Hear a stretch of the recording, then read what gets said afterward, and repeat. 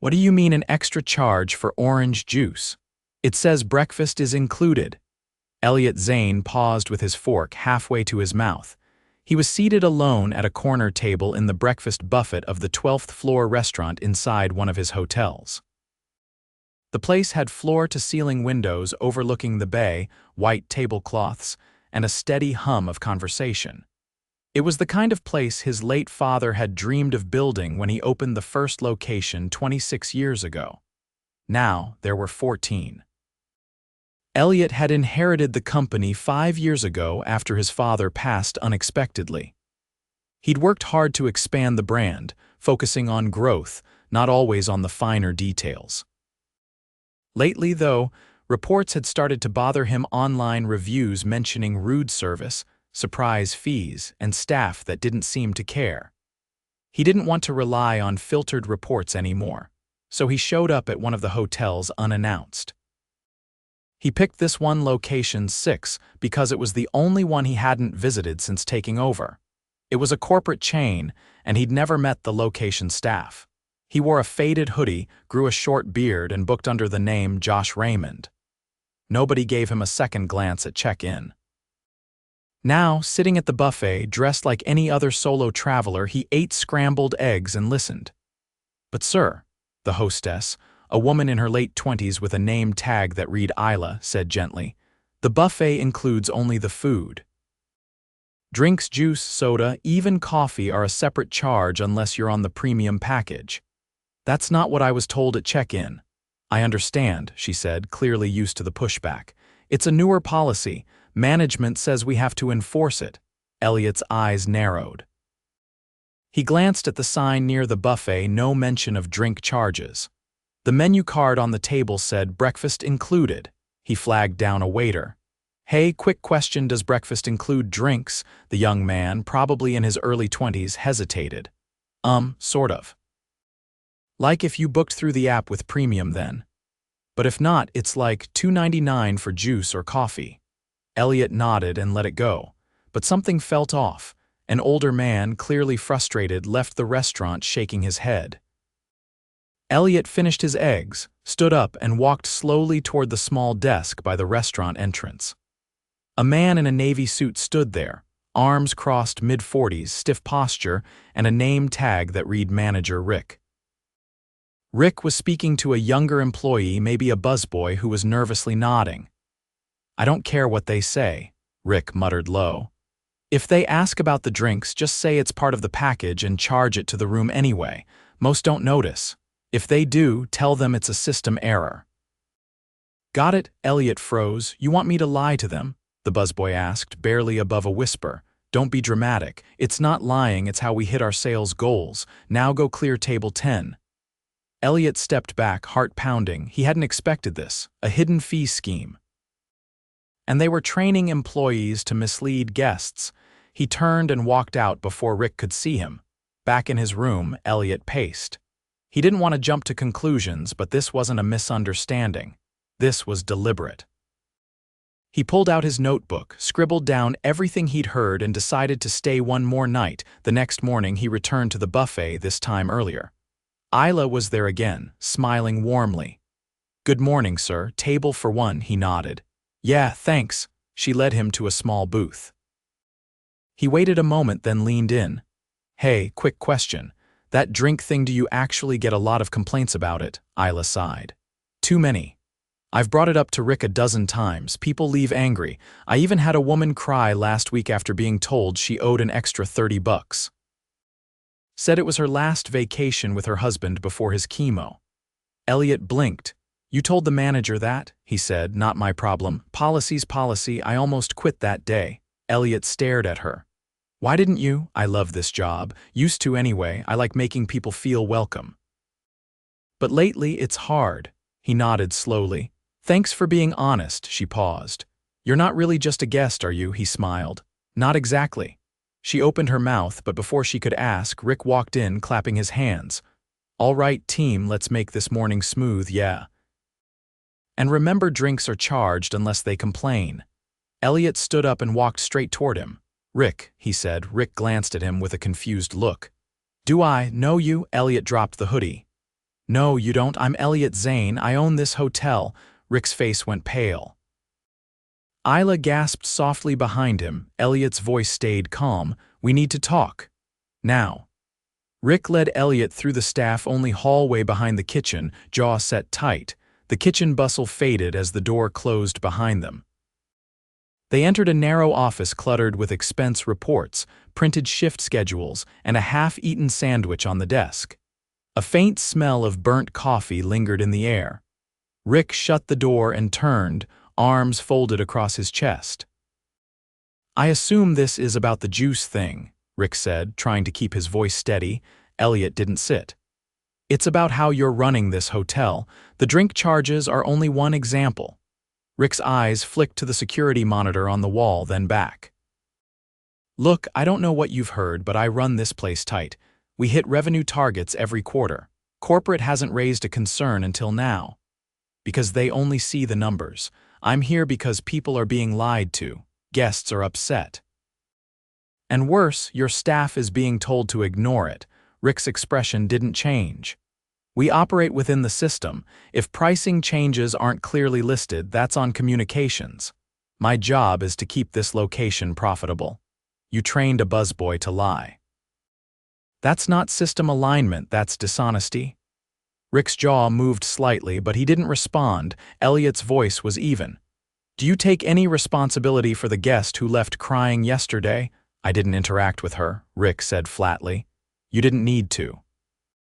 Your policies did. Rick slipped his hands into his pockets. Look, I don't micromanage every guest interaction. I manage costs, control flow, and make sure my team doesn't fall behind. Elliot stepped closer. You've created a culture where being deceptive is normalized. That ends today. Rick raised an eyebrow. So what, you're going to write me up? Elliot shook his head. You're dismissed. Effective immediately. Rick's mouth opened, but before he could form a word, Elliot continued, You've been cutting corners to meet numbers at the expense of both staff and guests. That's not leadership. Pack your things. Rick didn't argue. His silence said more than any defense could have. Elliot left the office without waiting for a response. Downstairs, the breakfast rush had thinned. Isla was still at the front, helping an elderly couple find their table. Her posture looked tense, but her voice was gentle, guiding them through the new seating process now that they were short a manager. Elliot stepped beside her. Isla, can you join me for a few minutes? She glanced over, surprised. Of course. They walked toward the employee break room, a small space with mismatched chairs and a vending machine that flickered when the light hit it wrong. Elliot sat this time. I just let Rick go, he said, watching her reaction. She blinked. Seriously? Yes, I've seen enough. I heard how he spoke to you all. That's not what this company stands for. Isla exhaled, the tension she'd been holding finally slipping from her shoulders. Thank you. I need someone who knows this place, understands the rhythm, and can help me fix what's broken. Temporarily, I want you to oversee front-of-house operations.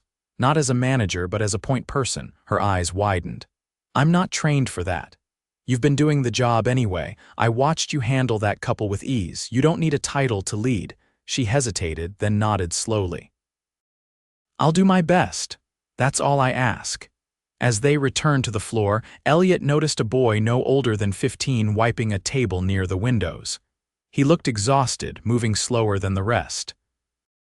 His polo shirt hung loosely on his frame, and his eyes drifted toward the clock on the far wall every few seconds. Elliot approached him. Hey, what's your name? The boy looked up quickly. Mason.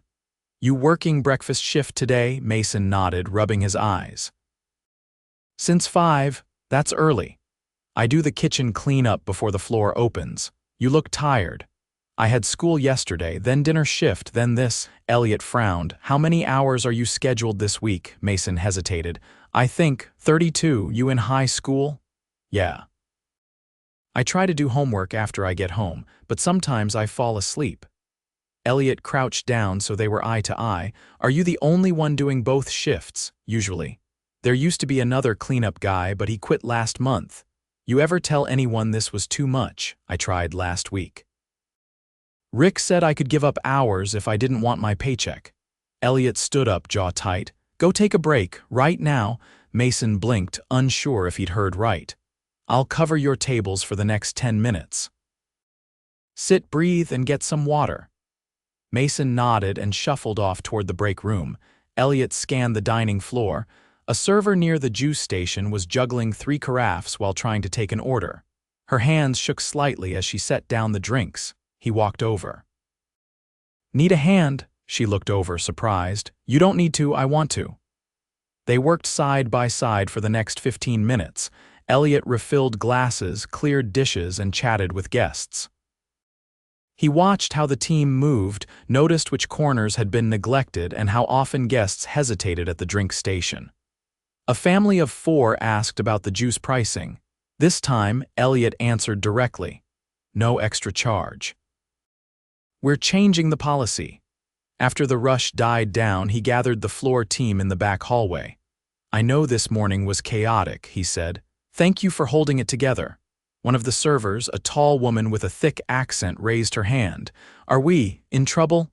No. But I'm staying here the rest of the week. We're going to fix this together. A dishwasher leaned against the wall, arms crossed. You really the owner? Elliot nodded. I am, and I've been out of touch. That ends now. Another voice chimed in. You're not like him. Elliot didn't ask who. He just said, I shouldn't have needed to come undercover to learn what's happening here, but I'm here now. He looked around. We need more hands. We're understaffed and overworked. I'll be calling in regional support today. Until then, we take care of each other. A few heads nodded. The tension in the hallway lightened slightly. Not much, but enough. After the meeting, Elliot made a call to the regional HR director, laying out everything he'd seen. He didn't sugarcoat it. 2 additional managers would be flown in by morning, and an audit team would arrive by the weekend to review staffing practices, scheduling, and guest complaints. By mid-afternoon, Elliot was back on the floor, shadowing the front desk clerk.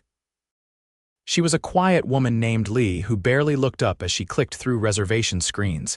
He noticed the screen blink red. What was that? Overbooked, she muttered. Again? How often does that happen? Every weekend. Rick used to manually override to sell more rooms. Said we'd figure it out later. What happens to guests when there's no room? We shuttle them to another hotel, but sometimes they have to wait, hours. Do they get compensated? Only if they ask. Elliot leaned against the counter, silent for a long moment. Starting today, he said, no more overbooking, and if we miss it, we pay for the inconvenience, no negotiation. Lee nodded, her fingers pausing on the keyboard. Thanks. Also, Elliot added, take your break, I'll cover the desk. She didn't argue. By evening, Elliot had spoken to nearly every employee. He'd helped clean trays, restock napkin dispensers, and even assisted the housekeeping team with a late checkout turnover. Every task revealed something new: missing supplies, broken carts, understaffed shifts. The most striking thing wasn't the chaos. It was how hard the staff worked despite it. He sat alone on the roof deck that night, watching the sun sink below the horizon. The wind carried the faint sound of street traffic and distant gulls. He wrote notes in a worn leather journal: staff names, broken systems, and urgent needs. This wasn't just a policy issue. It was a leadership failure, his failure, and he wasn't walking away again. The morning began earlier than usual. Elliot was already in uniform, an extra set of black slacks, and a collared shirt borrowed from the storage room, helping restock utensils before the lobby lights were even at full brightness. Isla had shown up first, carrying a clipboard she'd borrowed from the concierge desk, organizing the day's rotation herself. They were still short 2 servers and down 1 dishwasher, and the incoming support team from regional wouldn't arrive until the afternoon. Table 9's dishwasher rack is still sitting in the back, she said, scanning her notes. We can't reset it until that's cleared. I'll take care of it, Elliot replied, already heading toward the kitchen. Inside, the air was dense with heat and the sharp scent of lemon cleaner.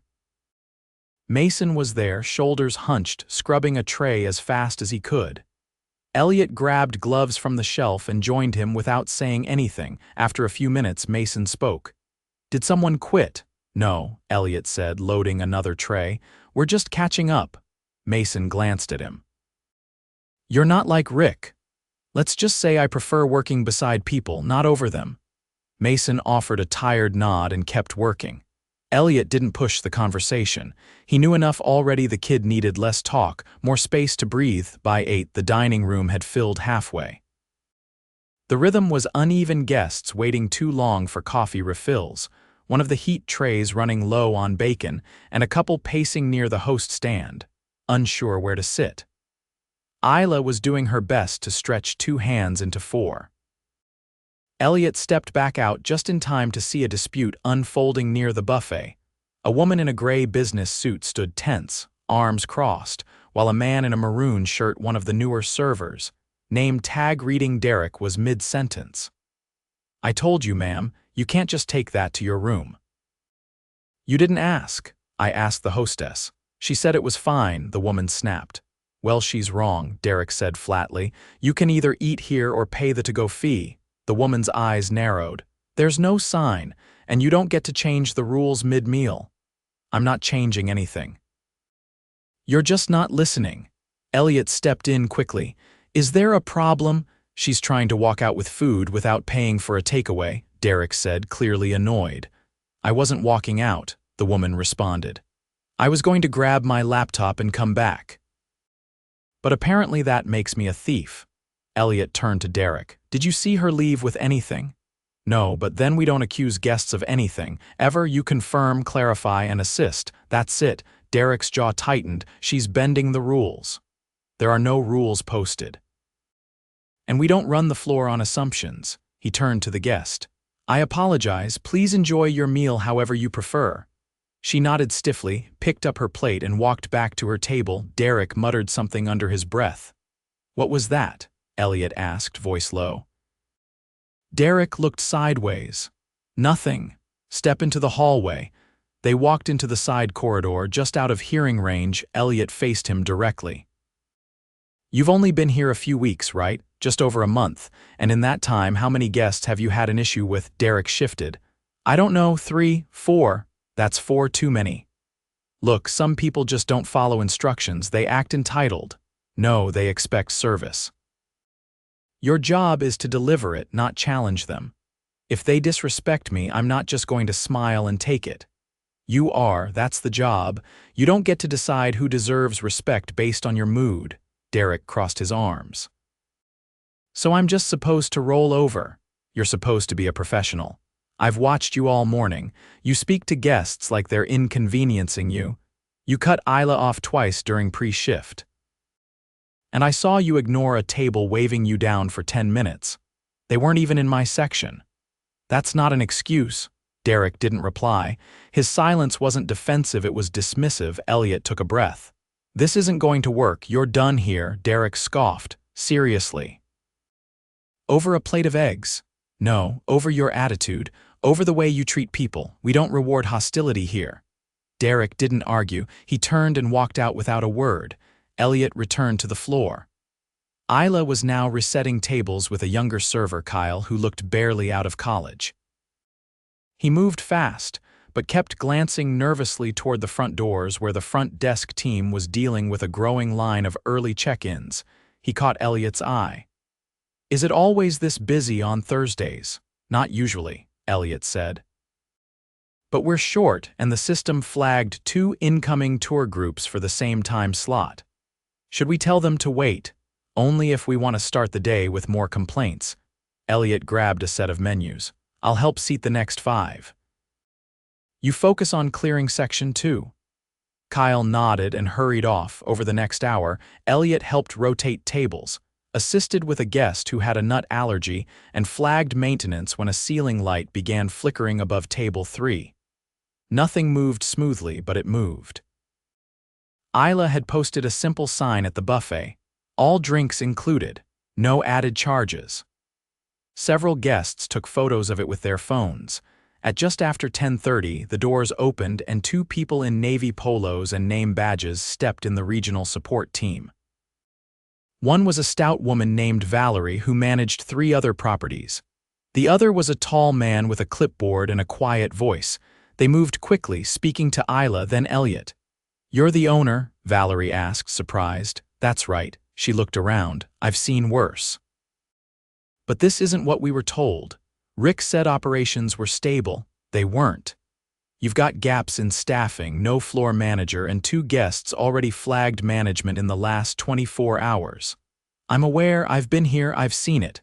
Valerie didn't argue. She turned to the clipboard guy. "Let's split the departments. I'll take kitchen and front desk. You handle housekeeping and facilities." Elliot stepped aside and let them work.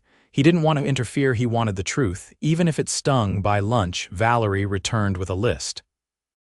"You've got 4 people pulling double shifts this week. 1 dishwasher who's under 16. And the linen supplier hasn't been paid in 30 days. They're threatening to cut delivery." Elliot rubbed his eyes. "Can you cover the next 2 days? We'll rotate in a temporary GM from the city property. But this place needs permanent leadership, someone who listens." "I've already started looking," Valerie nodded. "Good, because this place could be great, but right now it's surviving off the backs of people who are too tired to complain." She left to brief housekeeping. Elliot walked back toward the break room. Isla was sitting on the edge of a chair, sipping water slowly, her eyes on the floor. "You doing okay?" Elliot asked. She looked up. "I'm not sure." He sat next to her. "I've been thinking," she said. "If I stay, I want to help fix this, like really fix it, but I don't want to do it halfway." "What do you need?" "Training. Actual tools. And someone who doesn't disappear the second the numbers look good." "You've got that," she nodded slowly. "Then I'm in." They sat in silence for a beat. In the hallway, Mason passed by carrying a tray of silverware. He still looked tired but more focused. When he saw Elliot, he gave a nod, not of gratitude but recognition. The kind that said, "I see what you're doing." Elliot nodded back. It wasn't fixed, not even close. But it was beginning. By Friday morning, the hotel felt different. It wasn't smooth, far from it, but there was a sense of motion that hadn't existed earlier in the week. Elliot stood just outside the staff entrance, clipboard in hand, waiting for the temporary general manager to arrive. The regional team had stabilized the worst of the scheduling gaps, and a few backup hires from nearby properties had started shadowing during the evening shifts. But the real work was just beginning. He flipped through the notes he'd compiled over the past 4 days. 17 specific operational issues, 9 infrastructure problems, 4 staff concerns requiring immediate resolution, and 1 employee complaint that had unsettled him more than any other. Isla stepped out, pulling her sweater tighter around her arms. "There's a guest asking for you by name. Room 621. Says she saw you on the floor and wants to speak to the guy fixing the place." Elliot raised an eyebrow. "Did she say what it's about?" "No, but she said she was checking out this morning and didn't want to leave without saying something." He nodded. "Can you ask Mason to cover the front desk for 10? I'll head up." She gave a short nod and walked back inside. Upstairs, he knocked twice. The woman who answered looked to be in her early 40s, suitcase already packed, a navy blazer draped over the chair behind her. She gave a polite smile and opened the door wider. "You're Mr. Zane?" "I am." "I'm Vanessa. I stayed here this week with my daughter. She had a school competition downtown. We were supposed to be here 3 nights, stayed 5. Trouble with the event. No, trouble with the hotel. First night, the heater in our room didn't work. Second night, our shower wouldn't drain. I reported it, but no one came until the 3rd day. Then, someone told my daughter she wasn't allowed to sit in the lobby unless she was a guest." Elliot's expression tightened. "She was staying here with you?" "Yes, she's 12. She was waiting for me while I picked up food. Apparently, the man at the desk told her to leave because she didn't look like she belonged." He felt his gut twist. "Who said that?" "I didn't get his name. He wasn't wearing a badge. But he was at the concierge desk, white guy, maybe late 20s. Slim, dark tie. I didn't want to cause a scene, but I wasn't going to let it slide either." Elliot steadied his voice. "I'm sorry that happened." That's not just unacceptable, it's discriminatory. Vanessa nodded, her tone calm but firm. I thought about posting the whole story online, but then I saw you helping the kitchen staff yesterday morning. I watched you refill the buffet line. My daughter asked, "Is he the boss?" I told her he might be if we're lucky. Elliot felt the weight of her words. "I'll find out who it was," he said, "and I'll handle it personally." She stepped forward, extending her hand. "Then I won't post anything. But I hope next time no kid has to feel like they aren't welcome in a place their family paid to be." He shook her hand. "She always will be, that's a promise." After she left, he went straight to security. It didn't take long to confirm the timeline. The concierge on shift during the incident was a man named Chase, covering for a sick colleague. Elliot requested the footage. The video showed Vanessa's daughter sitting quietly on a lobby couch, scrolling through a phone. Chase approached, arms crossed, speaking to her briefly. She stood up confused and walked outside. He walked directly to the employee locker room. Chase was there, sipping a protein shake, scrolling through his phone. He looked up when Elliot entered, brow furrowing. "You're Chase?" "Yeah." "Can I help you?" Elliot stepped closer. "You told a 12-year-old girl to leave the lobby 2 nights ago." Chase straightened. "She wasn't a guest," she was, "and even if she wasn't, children aren't threats. She was sitting there alone. I didn't know who she was." "You didn't ask. You assumed, and you made her feel like she didn't belong." "I was doing my job." "No, you were profiling a child, and that's not a judgment, it's a fact. I reviewed the footage." Chase's face turned defensive. "Look, I didn't mean anything by it. You don't have to mean harm to cause it.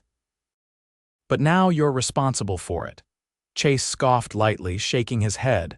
"So what? I'm getting written up." "You're being terminated immediately." His posture stiffened. "You can't be serious." "I'm completely serious. We don't tolerate discrimination here." "Ever?" Chase didn't argue further. He grabbed his bag, muttered something under his breath, and left. Elliot returned to the floor and found Isla checking in a family at the front desk. She finished smoothly, handed them their keys, and turned to him. "I saw Chase leave. He won't be coming back." She didn't ask why. She didn't have to. By the afternoon, the new general manager, a woman named Priya D'Souza, arrived. Elliot introduced her to the team in the staff break room. She carried herself with quiet authority and asked questions that got to the point. After a short walk through, she met with Isla privately for 20 minutes. When they emerged, Isla's expression was thoughtful but steady. Later, Elliot caught Isla near the elevator. "She asked if I'd consider training for assistant manager," she said. "What did you say?" I said yes. "As long as I can keep working the floor for now," he smiled. "Good. I'm not ready to sit behind a desk." "You don't have to," she hesitated. "You really think we can change this place?" He nodded. "We already have." In the evening, Elliot gathered the entire staff in the restaurant before dinner service. Not a formal meeting, just a few words. "I came here thinking this was a numbers problem. It's not. It's a people problem. And that starts with leadership with me. I let things drift too far, but I've seen how hard you all work. I've watched you carry this place when systems failed you. That stops now." He paused, letting the silence settle. "This won't be fixed in a week, but we're building a new foundation. I've made structural changes. We're hiring more staff. We've brought in new leadership, and every person in this room matters going forward." He turned to Mason, who was leaning against a wall, arms folded. "You're being moved to a safe schedule. No more double shifts. I want you to stay in school, not burn out trying to keep up with adult hours." Mason gave a small nod. "To the kitchen team," he said, "we've authorized new equipment orders. You'll have what you need, not just what you've learned to live without." He looked at the servers, the desk staff, the housekeepers. "From now on, if a guest has a problem, we solve it. If a worker has a concern, we listen. And if anyone treats people with disrespect, staff or guest, they don't belong here." A few heads nodded. One woman in back clapped once, softly, and others followed. As the team dispersed to prepare for dinner, Elliot stayed behind, looking out the window at the city lights flickering on across the skyline. He didn't feel proud. He felt responsible. It wasn't redemption. It was repair. And that was what this place needed most, not promises, not speeches. Just steady, honest work. He rolled up his sleeves and stepped back onto the floor.